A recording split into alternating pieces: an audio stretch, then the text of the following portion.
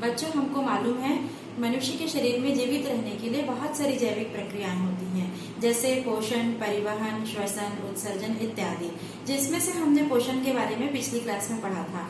आज हम इनमें से श्वसन का अध्ययन करेंगे। श्वसन अर्थात रेस्पिरेशन। तो श्वसन एक ऐसी रासायनिक क्रिया है, जैव रासायनिक क्रिया, जिसमें कार्बनिक भोज्य पदार्थों का ऑक्सीजन या ऑक्सीजन की अनुपस्थिति में क्रमिक ऑक्सीकरण होता है और इस क्रिया के कारण क्रिया के अंत में हमको कार्बन डाइऑक्साइड, पानी तथा ऊर्जा मिलती है। और यह श्वसन दो प्रकार का होता है, ऑक्सी श्वसन तथा अनऑक्सी श्वसन। तथा इस कार्य को करने के लिए मनुष्य के शरीर में जो है मानव श्वसन तंत्र पाया जाता है, जिसका हम लोग अभी अध्ययन करेंगे। तो चलिए हम पढ़ाई करते हैं।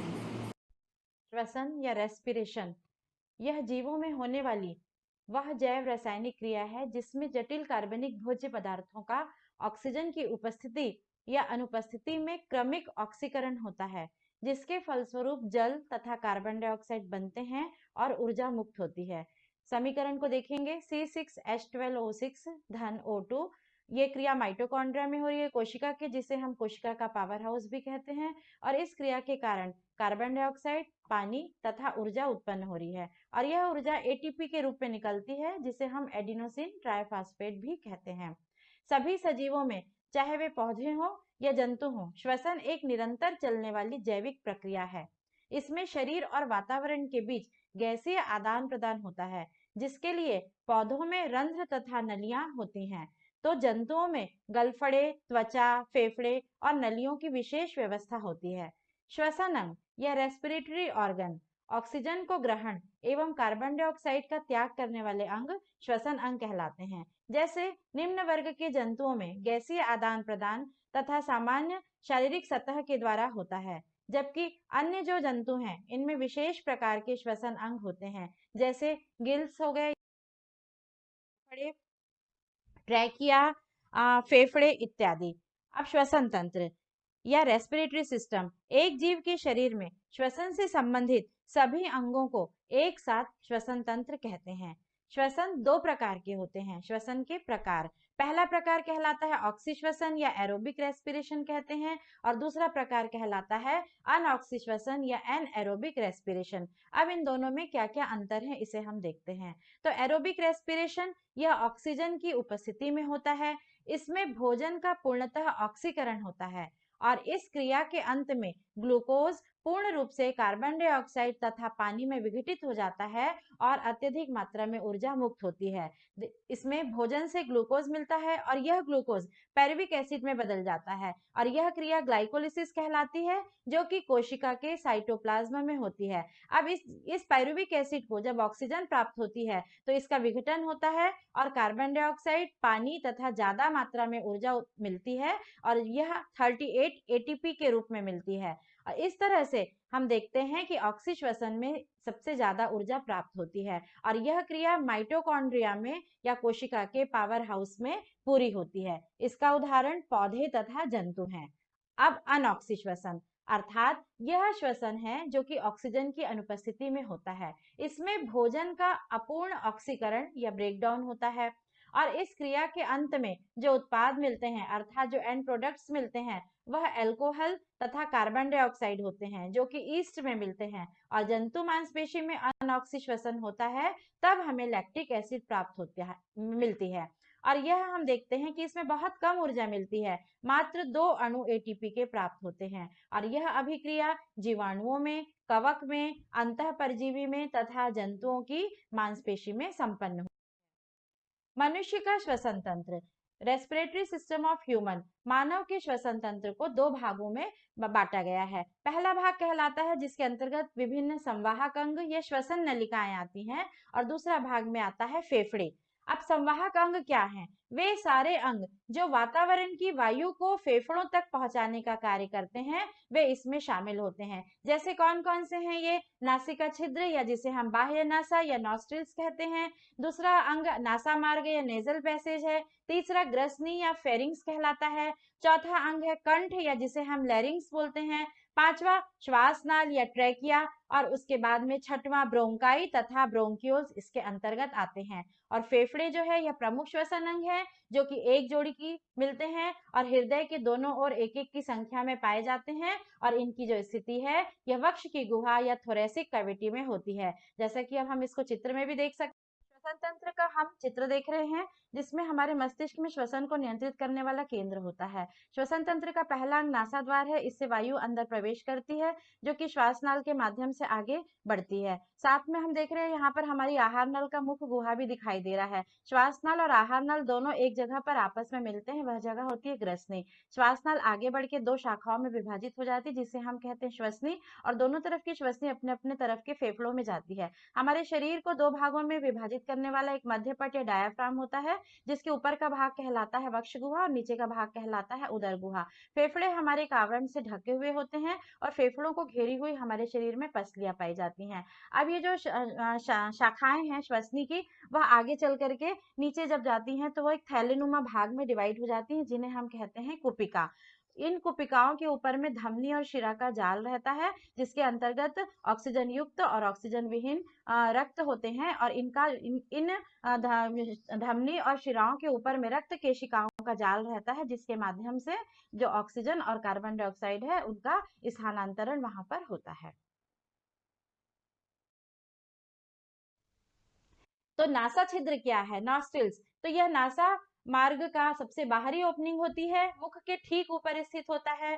मनुष्य व अन्य स्तनधारी प्राणियों में दो नासा छिद्र पाए जाते हैं, जो एक पट के द्वारा या सेप्टम के द्वारा अलग रहते हैं। अगला अंग है नासिका मार्ग, जिसे हम कहते हैं नेजल पैसेज। नासा छिद्र एक छोटी सी कैविटी में खुलते हैं, जिसे हम नेजल कैविटी या नेजल चैम्बर कहते हैं। नासा छिद्र एवं नासिका मार्ग के अंदर की सतह पर बाल तथा श्लेष्मा या म्यूकस पाए जाते हैं। जब हम ब्रीदिंग प्रोसेस के लिए या श्वासोच्छ्वास के लिए बाहर से वायु को अंदर लेते हैं, तो इस वायु में उपस्थित धूल के कण तथा सूक्ष्म जीव चिपक जाते हैं, अतः ये फेफड़े तक नहीं पहुंच पाते और शुद्ध ऑक्सीजन युक्त वायु अंदर चली जाती है। जब यह वायु नासा छिद्रों से नासा गुहा में जाती है, तो यह नासा गुहा की त्वचा के संपर्क में आने के कारण नमी युक्त तथा शरीर के तापमान के बराबर हो जाती है, और यह नासा मार्ग या नेजल पैसेज अगले अंग, जिसे हम ग्रसनी कहते हैं, वहां पर खुलती है। तो तीसरा अंग होता है ग्रसनी या फेरिंग्स। तो यह श्वास नली का वह भाग होता है जहां पर पाचन संस्थान तथा वायु मार्ग एक दूसरे को क्रॉस करते हैं। ये अपने को ध्यान देना है कि यहाँ पर हमारा एलिमेंट्री कैनाल और एयर का जो पैसेज है वह दोनों एक दूसरे को क्रॉस करते हैं। श्वास नली का ऊपरी सिरा एक छोटे से छेद के द्वारा ग्रसनी से जुड़ा होता है, और इस छेद को हम ग्लॉटिस कहते हैं, और यह छिद्र एक फ्लैप के द्वारा या एक पर्दे के द्वारा ढका रहता है, जिसे हम इपीग्लॉटिस कहते हैं। भोजन निगलते समय ग्लॉटिस या हमारे जो घाटी द्वार है उसको बंद कर देता है, जिससे भोजन श्वसन तंत्र में नहीं जाने पाता। अन्य समय में यह ग्लॉटिस खुला रहता है और श्वसन की प्रक्रिया चलती रहती है। अब अगला अंग कहलाता है लैरिंक्स या कंठ। श्वास नली का अगला सिरा बॉक्स की समान रचना बनाता है, जिसे हम कंठ या स्वर कोश कहते हैं। कंठ के अंदर की गुहा को कंठ कोश या लैरिंजियल चैम्बर कहा जाता है। कंठ एक स्वर उत्पादक अंग है। इसकी कैविटी में दो जोड़ी झिल्लियों की बनी हुई तंतुमय रचनाएं पाई जाती हैं, जिन्हें वाक रज्जु या वोकल कॉर्ड्स कहते हैं। फेफड़ों से निकलने वाली वायु जब इन तंतुओं से होकर बाहर आती है, तो इनमें कंपन होने लगता है और ध्वनि पैदा होती है। कंठ से उत्पन्न ध्वनि की तीव्रता एवं गुणवत्ता वाक रज्जुओं की स्थिति पर निर्भर करती है। मनुष्य में जीभ, मुख गुहा, ओष्ठ व नासा मार्ग भी बोलने में मदद करते हैं, जिसके कारण वे एक विशिष्ट प्रकार की ध्वनि उत्पन्न करके बात करने में समर्थ होते हैं। अब अगला अंग श्वास नाल, या जिसे हम वायु नलिका या इंग्लिश में ट्रैकिया और एयर पाइप भी कहते हैं। कंठ के ठीक नीचे श्वासनाल होती है। यह फेफड़ों एवं नासाग्रसनी को आपस में जोड़ने का कार्य करती है। यह 12 सेंटीमीटर लंबी तथा गर्दन की पूरी लंबाई में स्थित होती है तथा इसका कुछ भाग हमारे शरीर की वक्षीय गुहा में भी होता है। इसकी दीवार पतली तथा लचीली होती है तथा इसमें सी के आकार के 16 से 20 उपास्थि में अधूरे छल्ले पाए जाते हैं, जो कि श्वास नली की दीवार को सीधा रखते हैं और वायु के निकल जाने पर भी श्वास नली को पिचकने नहीं देते। श्वास नली की आंतरिक सतह पर श्लेष्मा झिल्ली या म्यूकस मेम्ब्रेन पाई जाती है, जिससे निकलने वाला श्लेष्मा श्वास नली को नम तथा लसदार बनाए रखता है, जिससे आने वाली हवा में जो सूक्ष्म जीव तथा धूल के कण शेष रह जाते हैं वे इसमें चिपक जाते हैं और फेफड़ों तक नहीं पहुंच पाते। अब अगला अंग देखेंगे हम, ब्रोंकाई एवं ब्रेंक्यूल।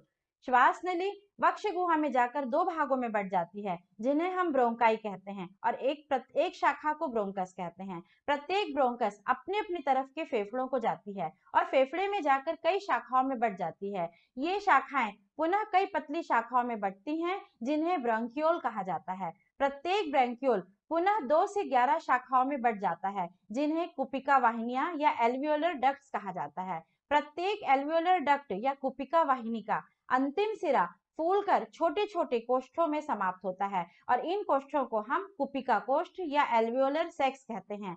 प्रत्येक कुपिका कोष्ठ में अनेक छोटे छोटे कोष्ठ या कोष पाए जाते हैं, जिन्हें हम कुपिकाएं या एयर सेक्स या वायु कोष्ठ कहते हैं। इन कुपिकाओं या वायु कोष्ठ के कारण ही फेफड़ा जो है वह स्पॉन्जी होता है। इन कुपिकाओं की दीवार पर पल्मोनरी धमनी जो कि अशुद्ध रक्त को कैरी करती है तथा पल्मोनरी शिरा जिसमें शुद्ध रक्त होता है ऑक्सीजन युक्त, ये आपस में केशिकाओं से जुड़े होते हैं। इनके ऊपर में केशिकाओं का जाल पाया जाता है और ये केशिकाएं गैसीय आदान प्रदान में भाग लेती हैं। आप इसे चित्र के माध्यम से भी देख सकते हैं। हमारी श्वास नाल है, ट्रेकिया कहते हैं। ट्रेकिया आगे बढ़ रही है और 2 शाखाओं में डिवाइड हो रही है। प्रत्येक शाखा ब्रोंकस कहला रही है, जो कि अपने अपनी ओर के राइट लंग और लेफ्ट लंग में जा रही है। फिर ब्रोंकस आगे बढ़ के ब्रैंक्यूल में डिवाइड हो रही है। ब्रैंक्यूल से हमें कुपिका वाहिनी दिखाई दे रही है और कुपिका वाहिनी का अंत सिरा फूल करके कुपिका कोष्ठ कहलाता है और कुपिका कोष्ठ के अंदर छोटे छोटे चैम्बर्स होते हैं, जिन्हें हम वायु कोष्ठ कहते हैं। तो इस तरह से हमने संवाहक अंग देखा। अब हम श्वसन तंत्र में भाग लेने वाला दूसरा प्रमुख अंग पढ़ेंगे, फेफड़ा, जो कि मुख्य श्वसन अंग या मेन रेस्पिरेटरी ऑर्गन कहलाता है। तो यह एक जोड़ी पाए जाते हैं, शंकु के आकार की रचनाएं होती हैं और हमारे हृदय के दोनों ओर वक्ष की गुहा में स्थित होते हैं। इसके चारों ओर की गुहा को हम फुफ्फुसीय गुहा या प्लूरल कैविटी कहते हैं। फेफड़ों की बनावट स्पॉन्जी होती है क्योंकि इनमें एयर सैक पाए जाते हैं और ये श्वास नाल के द्वारा ग्रसनी से जुड़े होते हैं। दायां फेफड़ा थोड़ा लंबा चौड़ा तथा बायां फेफड़ा थोड़ा छोटा होता है। रचनात्मक दृष्टि से फेफड़े ब्रोंक्यूल, कुपिका वाहिनियां, कुपिका कोश, रक्त वाहिकाओं एवं रक्त केशिकाओं के बने होते हैं। फेफड़ों की कुपिका या एयर सैक्स की सतह को फैलाया जाए तो यह 100 वर्ग मीटर के क्षेत्र को ढक सकती है। यह संरचनाएं गैसीय आदान प्रदान के लिए विस्तृत क्षेत्र उपलब्ध करवाती है। फेफड़ों में हवा और रक्त की केशिकाओं के बीच की इन एयर सैक या कुपिका की सतह अत्यंत महीन होती है। हृदय में जाने वाला रक्त यहाँ ऑक्सीजन युक्त अर्थात O2 युक्त हो जाता है। हमारे शरीर का सबसे दुर्बल हिस्सा भी हमारे फेफड़े ही हैं। किसी संक्रमण से तथा धूल, धुआं इत्यादि से फेफड़ों के रोग हो सकते हैं। वर्तमान में आप कोविड-19 या नोवल कोरोना वायरस के नाम से अच्छी तरह से परिचित हो गए हैं और इस वायरस या विषाणु के असर के कारण व्यक्ति के फेफड़े क्षतिग्रस्त होने लगते हैं और उन्हें जीवन देने के लिए वेंटिलेटर का प्रयोग किया जाता है। अब यह वेंटिलेटर क्या है? तो यह एक ऐसी मशीन है जो उन रोगियों की मदद करते हैं जो अपने आप ठीक से सांस नहीं ले पाते। वेंटिलेटर के 2 महत्वपूर्ण कार्य हैं, फेफड़ों में अधिक ऑक्सीजन पहुंचाना और कार्बन डाइऑक्साइड को फेफड़ों से बाहर निकालना। तो बच्चों, आज हमने मानव श्वसन तंत्र के अंतर्गत श्वसन किसे कहा जाता है इनका अध्ययन किया और मनुष्य के श्वसन तंत्र को बनाने वाले कौन कौन से अंग हैं। अब आपको दिए गए गृह कार्य को संपन्न करना है। तो गृह कार्य के लिए आपके लिए प्रश्न है। पहला प्रश्न है, श्वसन किसे कहते हैं? समीकरण भी आपको लिखना है। दूसरा प्रश्न है, ऑक्सी श्वसन और अनऑक्सी श्वसन में अंतर बताना है। तीसरा है, मानव श्वसन तंत्र को बनाने वाले अंगों के केवल नाम लिखना है। उसके बाद में मानव के श्वसन तंत्र का आपको नामांकित चित्र बनाना है। 5वां प्रश्न है, हमारी कोशिका का पावर हाउस किसे कहा जाता है? तो बच्चों, आज की क्लास में हमने देखा श्वसन किसे कहते हैं, श्वसन कितने प्रकार के होते हैं, जिसके अंतर्गत हमने ऑक्सी श्वसन और अनऑक्सी श्वसन के बारे में पढ़ा। फिर उसके बाद में हमने पढ़ा मानव का श्वसन तंत्र। मानव के श्वसन तंत्र के दो भाग होते हैं, एक होता है संवाहक अंग और दूसरा होता है फेफड़े। संवाहक अंग के अंतर्गत हमने पढ़ा कि कौन कौन से अंग शामिल हैं, अर्थात वे अंग जो कि वातावरण की वायु को फेफड़े तक ले जाने का कार्य करते हैं। तो इसमें आता है सबसे पहला हमने देखा नासिका छिद्र, फिर नासिका मार्ग, उसके बाद में ग्रसनी, ग्रसनी के बाद में हमने देखा कंठ, कंठ के बाद में देखा श्वासनाल, श्वासनाल के बाद में ब्रोंकाई, फिर ब्रोंक्यूल्स, उसके बाद में कुपिका वाहिनी और वायुकोष्ठ, तथा हमने देखा कि फेफड़ों की संख्या एक जोड़ी होती है और जो कि रचना में स्पॉन्जी होते हैं। तो अब आज की क्लास में हमने इन प्रमुख श्वसन अंगों का अध्ययन किया। अब अगली क्लास में हम श्वसन किस तरह से संपन्न होता है इसके बारे में अध्ययन करेंगे।